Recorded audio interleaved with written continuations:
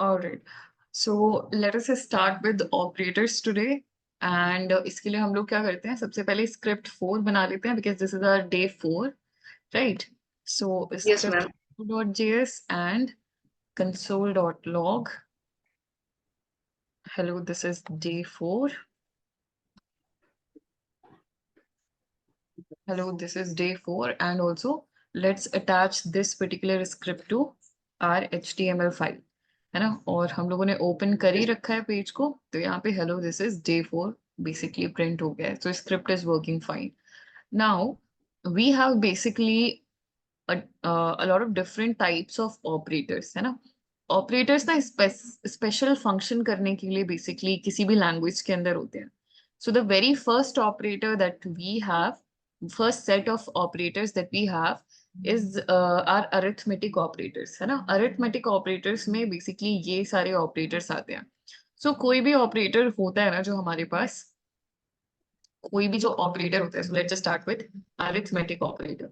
Arithmetic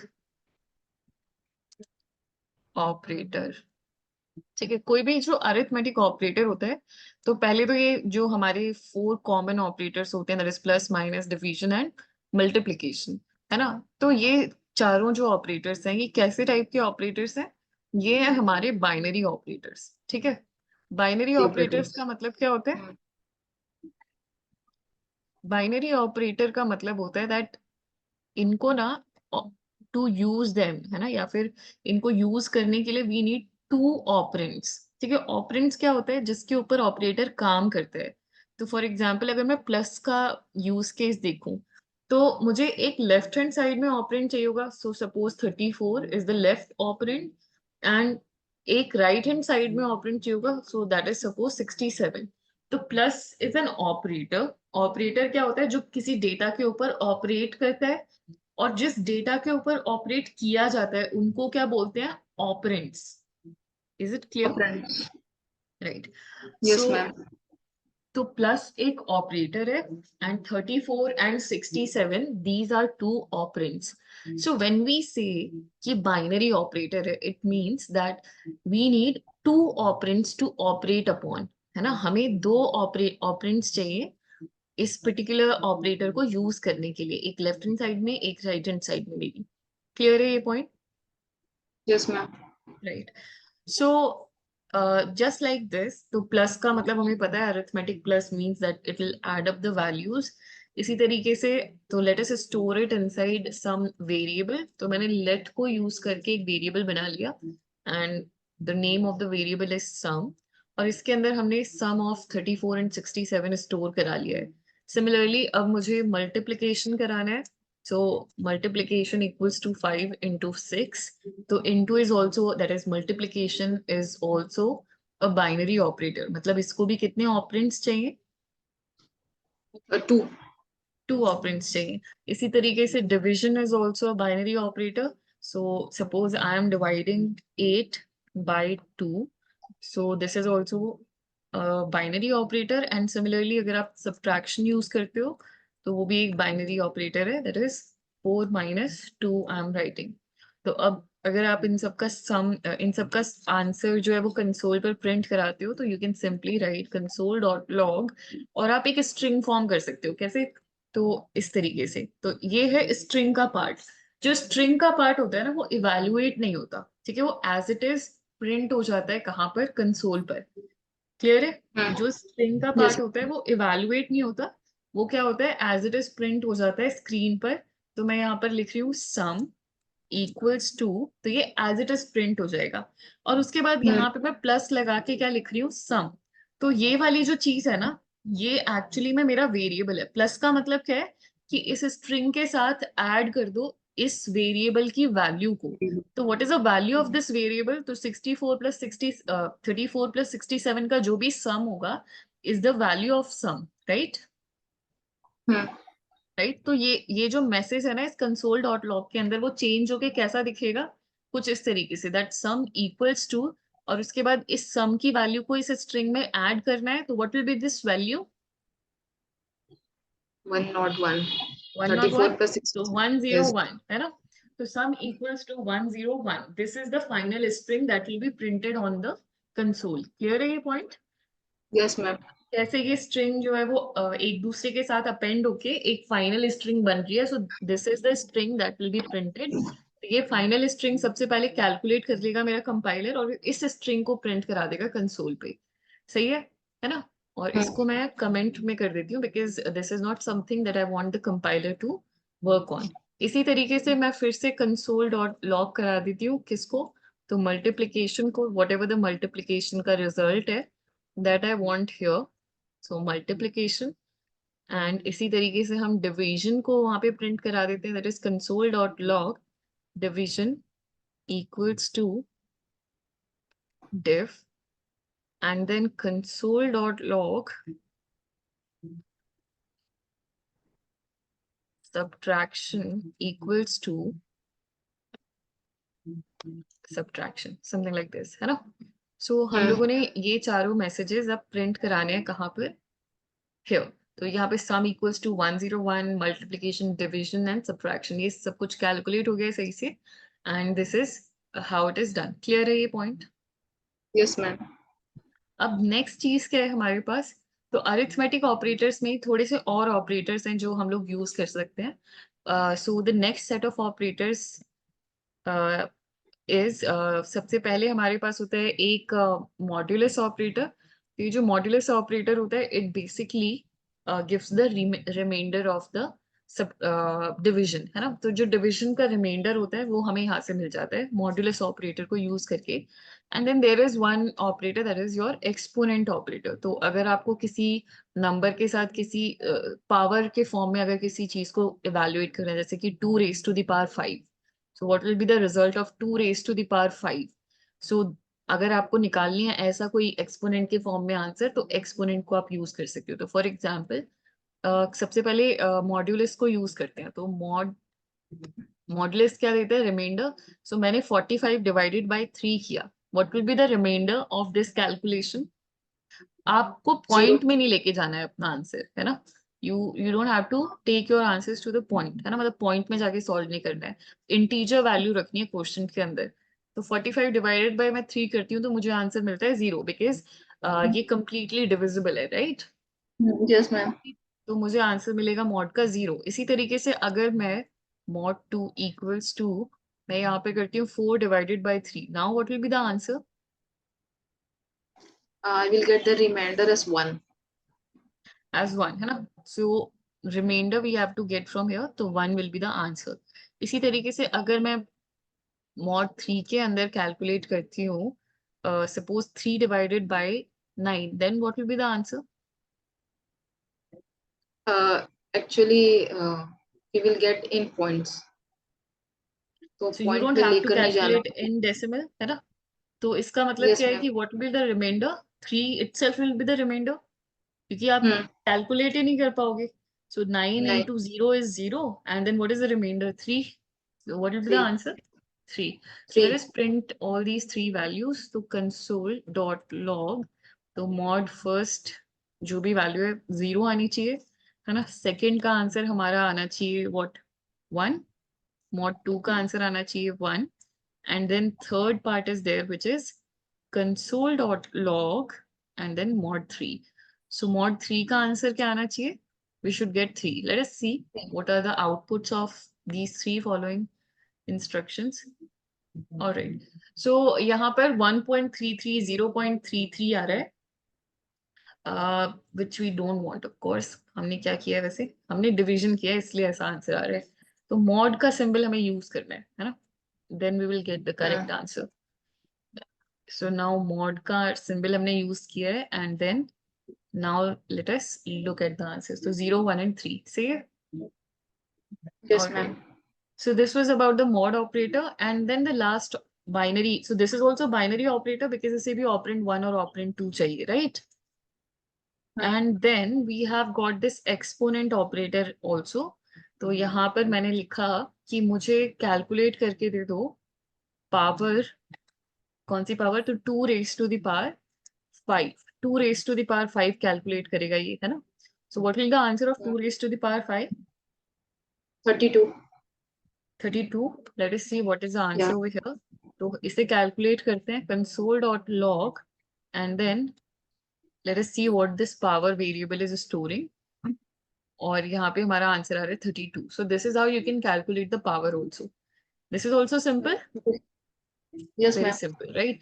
अब binary operators के बारे में हमें एक और चीज समझनी है. यहाँ पर एक पॉइंट आता है, यहाँ पर एक कंसेप्ट आता है ऑफ एक्सप्रेशन.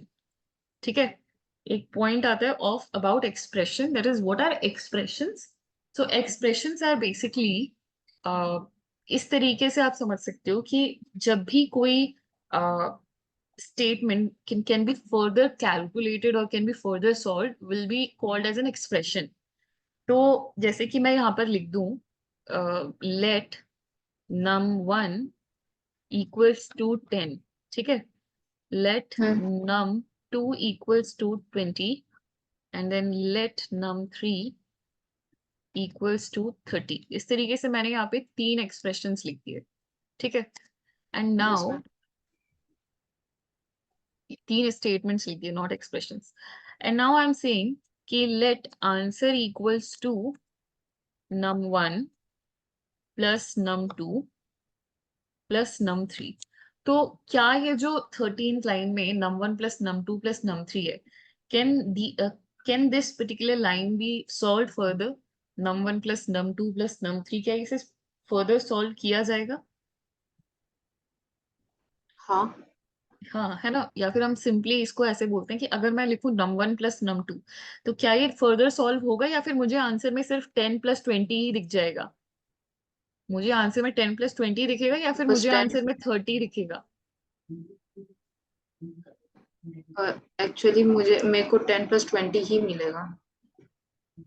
10 प्लस 20 मिलेगा या इसका इवेल्युएटेड रिजल्ट दैट इज 30 मिलेगा? इसका इवेलुएटेड रिजल्ट 30 मिलेगा. है ना, मतलब एज इट इज तो नहीं आता ना एक्सप्रेशन की 10 नहीं प्लस नहीं. 20 हो जाएगा, मतलब उसको कैलकुलेट किया जाता है फर्दर और उसके बाद मुझे 30 मिलता है, right? So it means that this particular expression, expression क्या चीज है जो कि फर्दर अभी सॉल्व होगी. तो दिस इज एन एक्सप्रेशन, ये फर्दर सॉल्व होगा एंड मुझे फाइनल रिजल्ट क्या मिलेगा? 30. क्लियर है? तो यस ऐसे मैम. किसी भी चीज को जो अभी फर्दर सॉल्व होना है ना, और उसके बाद कुछ रिजल्ट आने वाला है, उसको हम क्या कहते हैं किसी भी लैंग्वेज में? एक्सप्रेशन. क्लियर है? Yes ma'am. राइट. तो जो बाइनरी एक्सप्रेशंस होते हैं, this is a binary expression because यहाँ पे आपका बाइनरी ऑपरेटर यूज हुआ है. तो बाइनरी एक्सप्रेशन क्या होता है? जिसमें बाइनरी ऑपरेटर यूज हुआ होगा. इसी तरीके से यूनरी एक्सप्रेशन क्या होता है? जिसमें यूनरी ऑपरेटर यूज हुआ होगा. ठीक है, so this is a binary expression because plus is use and plus is a binary operator. तो अब मैं अगर किसी भी बाइनरी, सपोज प्लस की बात करते हैं, तो अगर मैं प्लस की बात करूं, तो आप ना इस एक्सप्रेशन को कितना भी लंबा लेके जा सकते हो. For example initially a plus B, ऐसा कुछ आपने एक्सप्रेशन बनाया. ठीक है, अब ये जो b है ना, ये अपने आप में भी एक एक्सप्रेशन हो सकता है. दैट इज, हो सकता है कि यहाँ पे c प्लस डी चल रहा हो सकता है ना, मतलब दो और दूसरे हाँ. ऑपरेंड्स हो, वो पहले कैलकुलेट होंगे और उसके बाद जो भी वैल्यू आएगी वो a के साथ इवेलुएट हो जाएगी, है ना? उसके बाद जो d है ना, हो सकता है वो खुद में एक एक्सप्रेशन हो. व्हाट इट मीन्स इज कि हो सकता है यहाँ पे e प्लस एफ हो रहा हो. अब यहाँ पे प्लस की जगह कोई और सिंबल भी हो सकता है, बट मतलब ये आगे फर्दर खुद भी चल सकते हैं, है ना? मतलब ये ऐसा नहीं है कि सिर्फ दो ही ऑपरेंड्स को यूज करके बनेगा, बट आपको ये समझना है कि still plus is binary operator because at a particular moment वो दो चीजों को ही प्लस कर रहा है, नॉट मोर देन दैट, है ना? इसी तरीके से जो ए है उसकी जगह क्या हो सकता है?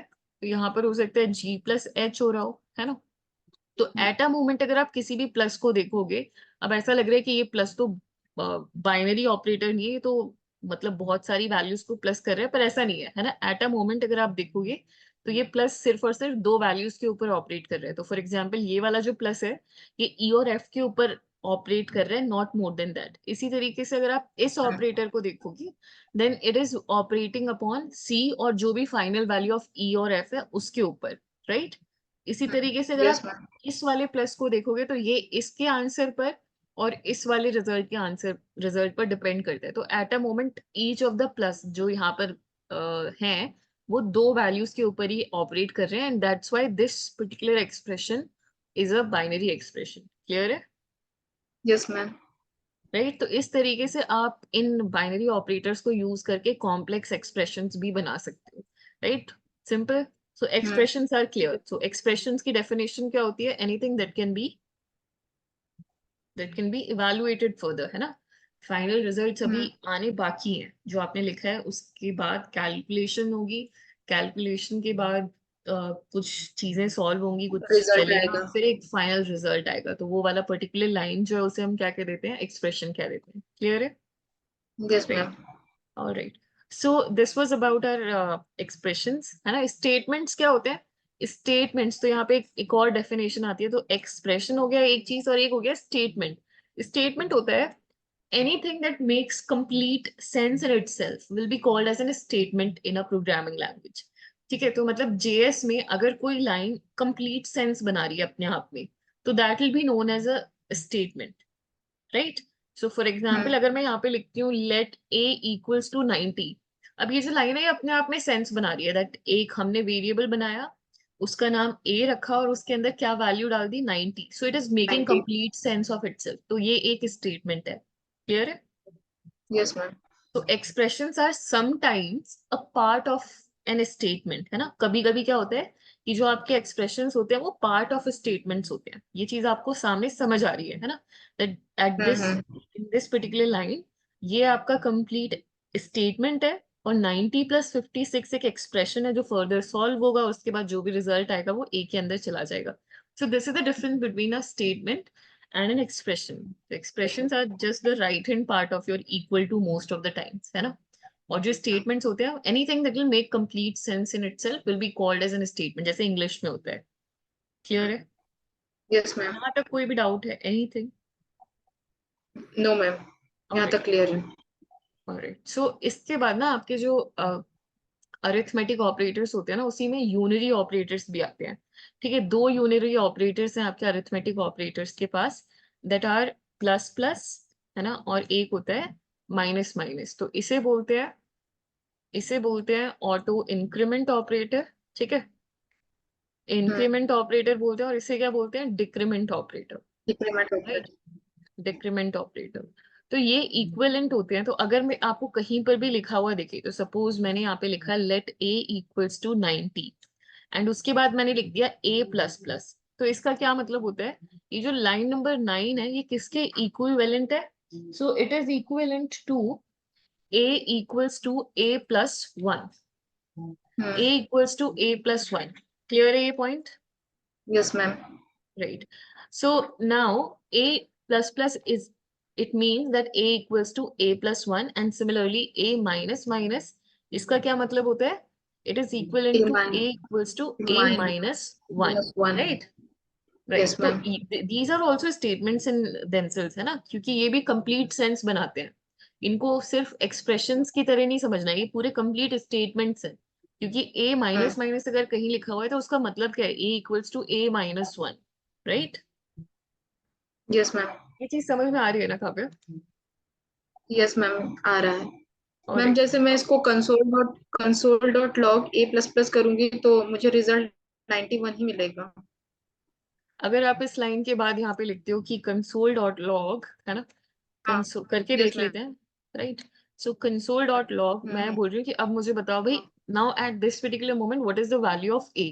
And similarly a minus minus करने के बाद भी मैं चेक करना चाहती हूँ that what is the value of a. Right. So let us see. Yes ma'am. तो हम लोग चलते हैं ब्राउजर के अंदर. एंड तो यहाँ पर पहले इंक्रीमेंट हुआ तो 91, एंड उसके बाद डिक्रीमेंट हुआ तो 90. सही है? हाँ. राइट. अब देखो यहाँ पर ना एक इम्पॉर्टेंट चीज आती है कि जो प्लस प्लस या माइनस माइनस है ना, दैट इज इंक्रीमेंट या डिक्रीमेंट ऑपरेटर है, इसके पास ना अपने दो फॉर्म्स होते हैं. कौन से फॉर्म्स होते हैं? एक होता है इनका प्री इंक्रीमेंट फॉर्म या डिक्रीमेंट फॉर्म, और एक होता है पोस्ट इंक्रीमेंट या डिक्रीमेंट. ये दो फॉर्म्स में आते हैं आपके पास, प्री एंड पोस्ट फॉर्म्स में. Right, pre and post. तो प्री इंक्रीमेंट या फिर decrement, and then post increment या डिक्रीमेंट. क्लियर है? Yes ma'am. तो इसका मत पोस्ट इंक्रीमेंट या डिक्रीमेंट. राइट. अब इनका मतलब क्या होता है? इनका मतलब होता है दैट सपोज मेरे पास ए था, राइट, जिसके अंदर मैंने 90 स्टोर कराया था. Now I am saying that A plus plus. तो ए प्लस प्लस का मतलब होता है first of all use the value of a and then increment it. ठीक, तो ये प्लस प्लस का मतलब है दैट इट इज इंक्रीमेंट वाला पोर्शन है ना, इंक्रीमेंट होता है. एंड अगर मैं यहाँ पे लिखती हूँ, so suppose I am writing mine plus plus A, इसका मतलब होता है first of all increment the value of A then use it. अब मैं इन दोनों को कंसोल डॉट लॉग कराती हूँ so that you can understand the meaning of it, है ना. So console dot log A plus plus and then I am saying console dot log plus plus B. ठीक है, दोनों को हम लोग अलग अलग ले लेते हैं. तो console dot log plus plus b, और यहाँ पर मैं इसको आपके सामने ही लिख देती हूँ, that is here we are writing a and then यहाँ पर हम बी लिख लेते हैं जिसके अंदर हम सेम 90 वैल्यू डाल रहे हैं. ठीक है. हाँ सो नाउ आई एम हाँ सेइंग कि a इक्वल्स टू 90 और मेरे को ये चेक करना है what is the value of a, और उसके बाद b is also equals to 90, पर इस बार मैं चेक करना चाहती हूँ दैट प्लस प्लस b की क्या वैल्यू है. सो लेट अस सी. ठीक है, तो हम चलते हैं कंसोल पे. तो एक जगह 90 आ रहा है, एक जगह 91 आ रहा है, ऐसा क्यों? तो a प्लस प्लस बोलते हैं that first of all use the value. तो वैल्यू क्या यूज हुई? 90 यूज हो गई, और उसके बाद इंक्रीमेंट करो. तो जब इसने प्रिंट करा दिया होगा ना, तो अभी काम क्या हो रहा था? Console dot log. तो जब इसने प्रिंट करा दिया होगा ना ए को, उसके बाद इसने इंक्रीमेंट किया होगा ए की वैल्यू को. तो मतलब first of all use the value of a and then increment it. ठीक है, अब आप चेक करना चाहते हो कि बाद में इंक्रीमेंट किया है कि नहीं, तो यहाँ पे फिर से कंसोल डॉट लॉग करा लो कि अब ए की वैल्यू क्या है. ठीक है, हम कुछ अब इंक्रीमेंट और डिक्रीमेंट नहीं करें, just we want to find out that what is the value of A. तो now it has become 91. Simple, हाँ राइट. इसका मतलब क्या है कि इस पर्टिकुलर लाइन में इसने क्या किया? वैल्यू को यूज कर लिया, और just after printing the value और just after using the value it has incremented the value also. तो it has made the value to 91 also. ठीक है, तो ये हमने नेक्स्ट लाइन में प्रिंट करा के देखा, तो हाँ उसने एक्चुअली में 90 ए की वैल्यू को चेंज किया था. In the same way plus plus b क्या बोल रहा था? बी की वैल्यू भी 90 थी. प्लस प्लस बी बोल रहा था कि first of all use, first of all increment and then use. तो देखो जब यहाँ पर हमने इसको प्रिंट करवाया बी को, तो what is the value of b? 91 91. It means what? That plus plus b पहले चला, है ना.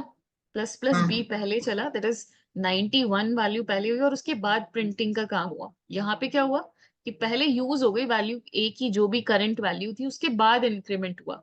ये चीज समझ में आ रही है that what is the difference between plus plus हाँ ma'am. A plus actually plus and then. इसमें मुझे हमेशा डाउट रहता था, आज मेरे को समझ में आ गया कैसे कर हो रहा है ये ऑपरेशंस। ऑलराइट, तो सिमिलर वे में डिक्रीमेंट भी चलेगा, है ना. डिक्रीमेंट भी सेम कॉन्सेप्ट फॉलो करता है. तो अगर मैं सी और डी की वैल्यू को यूज कर लूं सपोज, तो यहाँ पर हम लोग क्या करते हैं, तो ये प्लस प्लस के साथ हो गया, and now I want to use minus minus. तो लेट ए इक्वल्स टू, इस बार 100 ले लेते हैं.